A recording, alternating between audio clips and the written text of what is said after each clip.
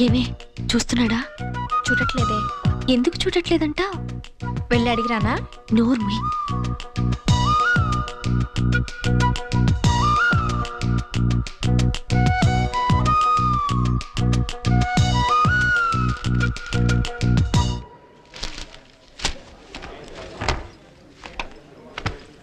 నందిని, ఇప్పుడు నీ మనసులో ఏమనుకుంటున్నావు చెప్పనా? ఏమనుకుంటున్నాను? నిన్నంతా నన్నే చూసిన సీన్గాడి వాళ్ళు ఎందుకు చూడలేదు అనుకుంటున్నావు కదా?